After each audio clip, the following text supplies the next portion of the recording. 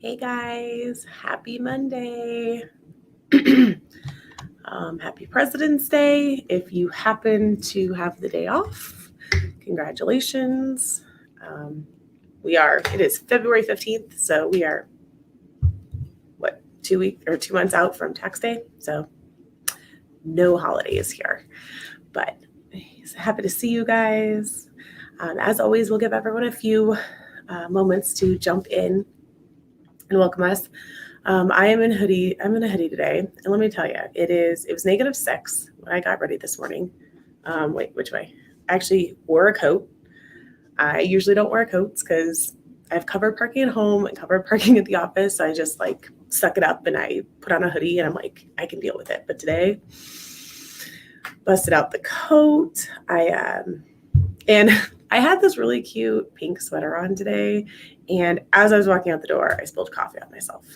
So I had these because I wanted to wear these fleece leggings, which I have on, but then I didn't have another sweater to go with it. And so I ended up throwing sweatpants on over my fleece leggings and throwing on the first hoodie I could find.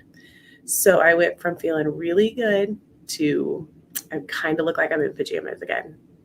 But I feel like if it's -6 when you leave the house, you have an excuse to wear whatever you want. No? Maybe? All right. I hope everyone had a great weekend. I'm fighting some allergies, some gross allergies, and I can't. So you guys, it's a Q&A session. So as you jump in, let me know you're here, but also, start piling in your questions. I have a few I've pulled off of our Facebook page and YouTube, but I would much, much rather answer the questions of you guys that show up live here. That's my whole purpose in doing this for you guys. So as you jump in, if you have any sort of questions, you guys, it's tax season. If you are doing your own taxes or you're waiting for stuff, ask those kind of questions that you might have. What else? If, there's still questions about PPP, EIDL, I feel like my glasses are crooked. EIDL, the employer retention credit, anything you have, you guys, please feel free to ask away. I'm going to drink I'm drinking tea. I mean, I already did drink coffee. Let's not get crazy and think that I didn't drink any coffee today. But hey, Ellen says the bunnies say hi from Atlanta. I love it. So let's talk about the fact that it's tax season, y'all. It is tax season. It is February 15th. At this point, business owners, if you are an S Corp or you are a partnership, let's talk deadlines. I'm just going to jump in. Let's talk deadlines. All right. I didn't even give my whole intro spiel that I usually do. It's fine. I have stuff to talk about. So let's jump in. So let's talk deadlines. All right. Because I'll tell you why in a minute. So normal deadlines, you guys, for my business owners. If you have an S Corp or a partnership, your tax return is due March 15th. Okay, that is 1 month from today. Mike, I know you do. Okay, sorry, squirrel. I know I have North Carolina fans in here too, so don't leave, guys. My basketball preferences do not hinder my tax advice ability, okay? Deadlines. S Corps and partnerships due March 15th. If you have a sole proprietor or a single member LLC, or you're just an independent contractor, meaning you receive your 1099 under your social security number, right? All of those are reported on your Schedule C of your 1040. Therefore, they're not due till your individual return is due, which is April 15th. It's important, you guys, if you're self-preparing, you can do your return whenever you feel like it. Okay, I got to take my glasses off because they are crooked. But if you have a tax preparer, whether it's us, whether it's another professional, make sure you know their deadlines, because all tax preparers have deadlines for you to get your stuff into their office in order to file by those deadlines. All right. And for us, if you're a client of ours, I'm sure you've already received all the emails that are like, don't forget the deadline. But in case you haven't, or you're just not opening it, if you're a client of ours and you have an S Corp or a partnership, meaning your tax return is due March 15th, we have to have all of your business stuff by this Friday. What date is that? I don't even know. The 19th. We have to have that by then, okay? Because we like to give ourselves 3 weeks. I think we're technically giving you guys till Monday the 22nd, but the whole point is this is your last week. If you want to get that return filed on time, get your stuff into our office this week. If we're not your tax preparer, check with your tax preparer to figure out what their deadline is. Another thing to remember, all right, because we get a lot of clients who have their S corporation, right? And we tell them, okay, here's your deadline. And then they have their personal, and we have a separate personal deadline, right? Our deadline to get your personal return in, including if you're a Schedule C business, is in March. Do I know the date? Should I know the date? I'm going to guess that I don't know. Let's just go with whatever date that is. The problem we a lot of times have is our S Corp officers will turn everything in, and want to get everything filed on time. And that's not necessarily how it works, because your business is where a lot of the work is done. Anyway, my whole point is to make sure, if you're not self-preparing your tax return, that you check in with your provider to figure out what their deadline is. And the other piece here, you guys, is not to be afraid of extensions. All right. We get a lot of clients who are just like, I don't want to extend. And I'm like, do you owe money? Like, why? And they're like, I don't know. I just think it's bad to extend. There's nothing wrong with filing an extension for your tax return. For those of you who do like, what is an extension, right? So let's start with my March 15th, my S Corps and my partnerships.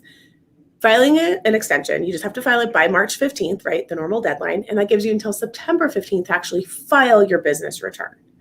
All right, so what does that do for you? It gives you that extra 6 months. So if you are still trying to, scrounge up your 2020 business info, if your books just aren't done, maybe you're behind, right? Maybe you hate doing your books. I don't like doing my own books, so much so that I don't. I outsource it. Otherwise, nothing gets done on time in here, to be honest. But for any reason, you're not able to file by March 15th, your business return by March 15th, file an extension.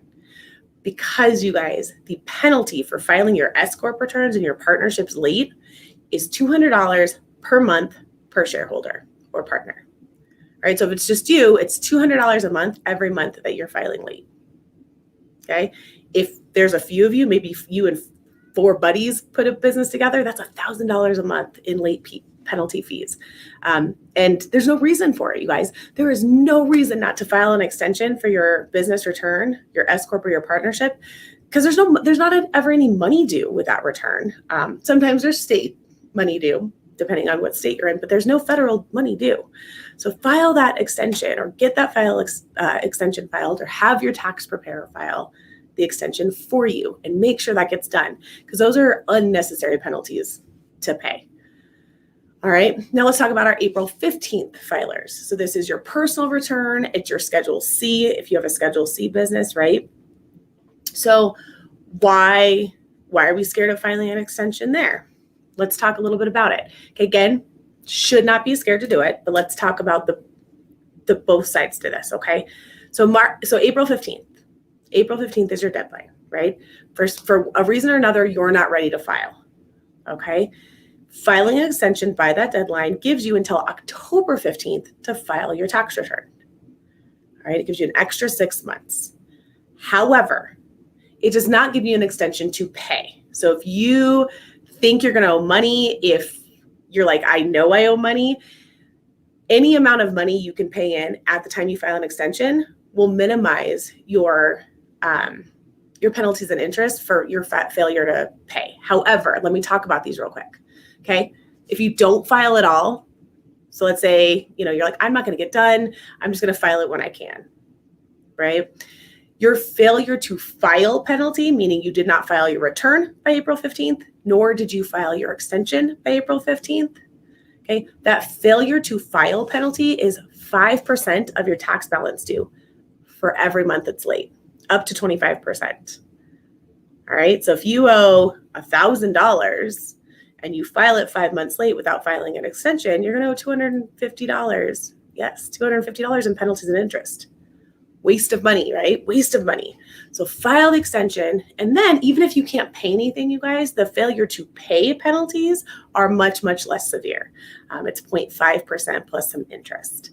So a lot less. And then if maybe you can pay it a little bit, you just don't know, can't pay in all of it, that's fine too. That'll minimize your penalties and interest if you can pay in anything at all. All right. So filing an extension is not a bad thing. And a lot of times, you guys, we don't have a choice, right? On our personal level, maybe we have another partnership that we're involved in and we haven't gotten the K-1s. Maybe we haven't gotten our 1099s from our brokerage firms, right? Morgan Stanley, all those. Good morning, Courtney. Hi, Mark. Hi, everyone. And so you have two options, right? And if you have a tax preparer, they're going to tell you, you can either file it as it is and then amend it later when you get those forms, or we can file an extension and then just file it later. I always recommend an extension, you guys. Extensions are common, all right? Extensions are a common practice. They're there for a reason, all right? Amendments are a mess. They take way longer for the IRS to process, way longer, because you have to paper file them most of the time. They take longer anyway for the IRS to process. And you guys, they are actually more likely to be audited. Okay. Amended returns have a higher percentage of audit, or a higher audit rate percentage than regular returns. Okay. So I see tax preparers that are like, oh, let's just get it filed and then we can file an amendment if we need to. I don't take that stance because filing amendments, I think they're harder than just filing an extension and filing the whole return later. I think they're usually more costly to the taxpayer to do so. And like I said, it opens up that door for audit. And I deal with audits, but why would I want to unnecessarily open a door for that? Right? All right. Oh, yay. You guys are asking questions. Oh, Mark, you're covering my face. Okay. Hi, Mark. 2 questions. Hi, just got the PPP-1 from 3508S access from our bank. So now it's real. So for those of you unsure, PPP loan 1 means a first draw. Okay, you now can get a first draw or a second draw. The 3508S is a forgiveness form. So Mark's asking about forgiveness. All right. So head count, same during the covered period, but less now the date of forgiveness application. We're okay. Our PPP was great. Between 50,000 and 150,000, okay, and started for 6, okay. Some employee count during the 8-week covered period, no reduction in employee count or wage, being biweekly pay. Should I add a 9th or 10th week to our covered period just to show our wages paid was more than the PPP amount to be safe? That doesn't matter. So Mark has a lot of questions in here. I'm going to take it off so that you guys can see me, but I will try to, let's see. So Mark has a lot of different pieces, but it's all about PPP. So if you guys have PPP questions, listen up because there's a good chance I can answer some of them. And we're talking about forgiveness here. So for those of you, Mark borrowed money back in 2020 under the CARES Act, under the first round of PPP. He is now ready to apply for forgiveness. All right, so the 3508S is one of the 3 forms you can use to apply for forgiveness. Only one qualifies, you guys, for every person out here. There's 3 forms, but there's not a choice. It's like you use the S if your loan was less than 150,000. Okay, there's not a choice there, and then that leaves you with an easy and the regular 3508. And those are for loans above $150,000. Okay, we're not going to talk about those right now because we're talking to Mark. So Mark's is under that $150,000 threshold. So he's using the 3508S, finally getting access from the bank. That's so good because, some banks have been processing forgiveness applications since like October, November, and some still haven't opened their portals. So it's good to see more and more banks opening those. This part, the date of forgiveness application, is it's misleading. So the reason we believe it was originally put in there, because it's been in they've redone these applications time and time again, right? The newest iteration came out, I'm going to go with January 19th. All right. And when it came out, they had revised things. They had made new laws based under the new rules that passed in December. But they left the date of forgiveness application on there. The reason being, Mark, is that they are trying to help people who apply before their covered period is over, we believe. So what we're saying here is, you guys, let's say you take a 24-week covered period, but you spend all your money in 16 weeks. Okay? They can't say, if they ask, what was your head count at the end of the covered period? Well, you may have to lay people off out there, right? But at the time of application, right, if you're only at 16 weeks, if you were at the covered period, or if you were at the threshold, your FTE threshold, then you're good. So I would say yes. I would say use the end of your covered period, right? I know they're saying date of application. And two questions, Mark. I lied. 2 things here. Are you talking about where they ask on the very top of the first page? Because you guys, there's a few issues here. Okay, a few different pieces. So if you're working on your PPP forgiveness, listen up real quick. On the very top of the first page, let me pull it up actually, so I can tell you exactly what it says. Because all 3 versions of the 3508S say this or have this at the top. So they ask for your business name. They ask if it's a first draw, second draw. They ask, let me share my screen with you. Hold on. And guys, okay, real quick, most people are not going to fill out this form that I'm about to share with you. Most of you are going through a portal. I can't share my screen because I already chose not to share my screen. Not true. Here we go. Act like you know how to use technology, Bree. It's just been a really long time since I shared my screen. Here we go. Share screen. Make sure we share the right one. Let's do this. Let's do that for a minute. Okay. Hopefully that's big enough for you to see. So yes. Okay. So what Mark's talking about is at the top. So you see up here, all this stuff, employees at time of loan application, employees at time of forgiveness application. This does not matter in terms of getting full forgiveness. Okay. What we've found out through lots of research and lots of information is, yep, there we go, Mark, this is for demographics. This is for them gathering information to figure out how many jobs the Paycheck Protection Program saved. Okay, so employees at time of loan application, employees at time of forgiveness application, those are just so they can say, okay, this is how many jobs were before, and this is how many we saved. Okay, and so those lines should have no bearing on your forgiveness. Okay. Now, do all the banks know how to interpret this information correctly? Don't know. That's a different question.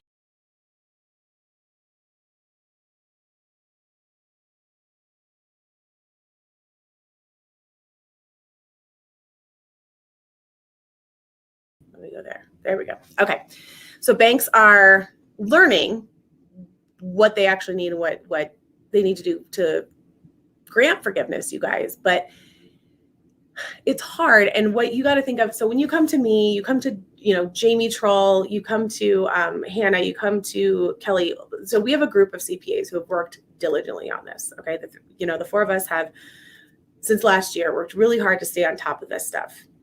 And within a week, we know what the guidance says, what it doesn't, how to interpret it. Okay. The banks, okay, this is a piece of what they do. Okay. This is, in the big scheme of things, the PPP, is just a tiny piece of everything they're doing. And not only that, but not every banker, not every PPP loan officer is going through a training every time new guidance comes out. Especially the big banks, what they're doing is it's trickle down training, right? Somebody at the head of the department is doing a training, getting informed on it, learning what it means, and then they have to update the system, right? Which takes time. And then they have to train their employees, their loan officers on how to interpret this information. So there's a learning curve here, guys. And so the thing is, when you get information from Jamie, from me, we probably we're quicker to be informed and quicker to tell you guys how it should be dealt with. There is no promise that banks are actually doing it right. And and it's no harm to them, you guys. It's just, that's how it, that's just how it's going. Okay. So Mark says not confident of the bank doing correct, but the FTE, you guys, where your bank should be taking it is from, where did I open it? There are certifications at the bottom or throughout your forgiveness program or throughout your forgiveness application. There are things you're certifying to doing, right? You're like, I spent all the money properly. I spent it within the amount of time. There's some that say, you're not a felon, you're not whatever, all this stuff. And then there's other ones that will say, like I kept my FTE numbers up. Excuse me. I'll just tell you. That's not the right one. I did not cut wages. So you're certifying to things saying, I held these things true.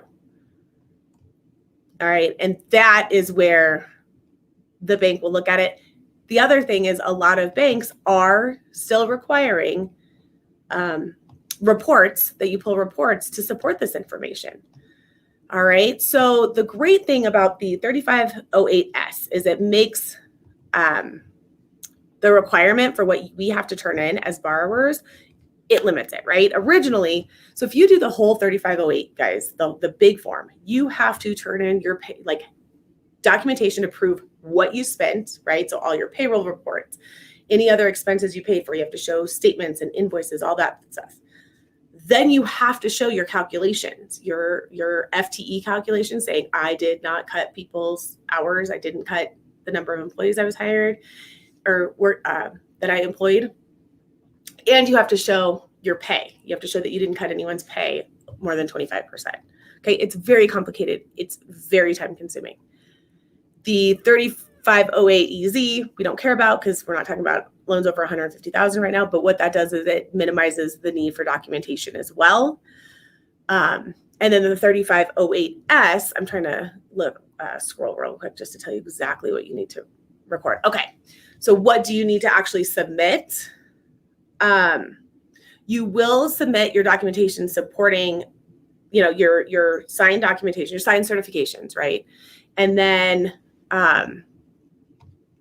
what your bank will likely, what I've seen every bank still requiring is your payroll reports or showing that you spent the money, right? Correct. And I've actually had some banks for loans under $150,000 ask for the FTE reports, which if you use ADP, Gusto, probably a lot of the other big ones, it's just a really quick print, really easy thing to do. All right. However, then they have the record retention requirement saying, okay, you only have to turn in this much stuff, but here's all these other things that you have to keep should we come back and audit you. And that, so the SBA is not requiring much in terms of documentation. The banks are, and I think the banks are just covering their butts. I don't think it's that they don't know what they're doing. I think they just want to make sure that if the SBA, because the SBA is, we don't know, is the SBA going to come back directly to me as the business owner, or is the SBA going to go to the bank and ask? And if the SBA goes to the bank instead of coming directly to us, then they have everything they already need, right? They've already collected that documentation from you. That also said, if they come directly to you, you can be like, hey, bank, remember when I turned all this stuff in? Do you have all that still? So we'll see. So let's see. Mark says, we did it right for the 8-week covered period, but if I add 2 weeks to the covered period, then for sure, bank lack of understanding might be moot. Yeah. And there's no right or wrong answers, you guys. Just because it is, when it comes to these, right, Mark, and these questions where it's like, I feel like if I do it this way, which is still a legal way, I can prove I spent more. If there's no downside to it, absolutely, it's not going to hurt. But it's just like balancing that. Do I do this extra work now to ensure they don't come back and ask questions? Or do I just do it the way they're telling me I should do it and then wait for them to come back and ask for more detail? Right? It's like, which one? And there's no right or wrong answer because every single bank is handling these things different. Okay. Every single bank is handling things different. All right, what else we got, guys? Excuse me. Got nothing. Got nothing. All right. Well, I will hang out for just another second in case anyone else has questions. But otherwise, I'm going to get to work because, y'all, it's tax season. In case I didn't, let you guys know that at the beginning. Trying to think if I have any other, words of advice to let you go with, but I think it's it. We will hopefully see some more guidance here soon on the employee retention tax credits. Me and the other CPAs that I work with have found a few areas of just grayness of how to handle things, and we're getting a lot of questions on how to handle those things, and there's just not guidance on it yet. So we'll get back to you guys when we have those answers. But if you guys have any questions in the meantime, feel free to ask them next week. So I will see you guys next week, same time, same place. Hopefully not the same hoodie, but guys, during tax season and when it's cold, I feel again like there's no rules. All right. So, real quick, Mark says, keeping it to payroll costs only despite ERTC opportunity for second quarter 2020, ERTC for Q3. Okay, that makes sense. That totally makes sense, Mark, actually. So good job. If you guys are like, what are Bree and Mark talking about? Yes. The ERTC, guys, is the Employee Retention Tax Credit. It is a fantastic tool out there. Originally under the CARES Act, right, that passed last March, in the same guidance that passed the PPP, right, they also included this Employee Retention Tax Credit. However, they told you it was one or the other. And the PPP was more advantageous for basically everybody. And it was easier. Sounds weird, right? But it was easier. Well, now in the guidance that passed in December, they've now said, okay, you can actually go back and take the ERTC credit, even if you took the PPP, if you qualify, right? There's qualifications you have to meet in order to qualify for the ERTC. And then they also went on to say, oh, and we're going to create this totally different ERTC for the first 2 quarters of 2021. So it is a very good thing out there, you guys. And so what we've been kind of telling people, like, what do you do with this? You get your CPA to help you. However, you can very easily determine if you qualify. Okay. So you qualify by having in 2020, by having a 50% reduction in receipts for any given quarter. Okay.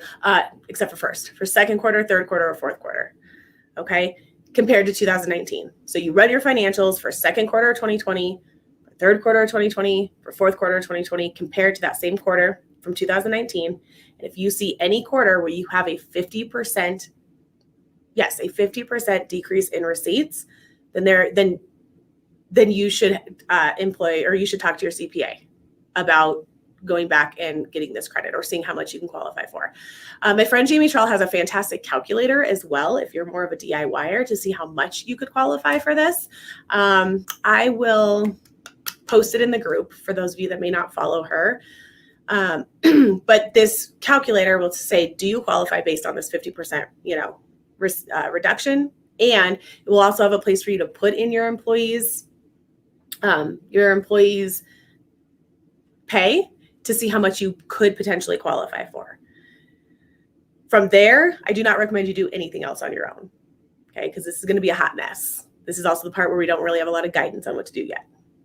Most guidance still missing pieces. So find someone to help you. We are having a really hard time finding people who will work on this right now because typically it kind of falls into a tax preparer realm, and tax preparers are busy doing tax returns. So when I find someone that can do these for you guys, if you need help with them, I will absolutely share it in the group. For now, we're having a hard time finding someone. I do want to say in 2021, the qualifications are different. So in first quarter and second quarter of 2021, you only have to show a 20% decrease in receipts in order to qualify for this ERTC. All right. So again, my job to you, or your guys' job, is just to see if you qualify and kind of figure out maybe how much you could qualify for using Jamie's spreadsheet that I will share. Beyond that, okay, it's it's not something I would recommend doing yourself because it's a hot mess. All right, guys, it is 10 o'clock. I have thoroughly enjoyed answering your guys' questions today. I will see you guys next week right here, same time, same place, 9:30 Mountain Standard Time, either on YouTube or Facebook. All right, you guys, have a good one.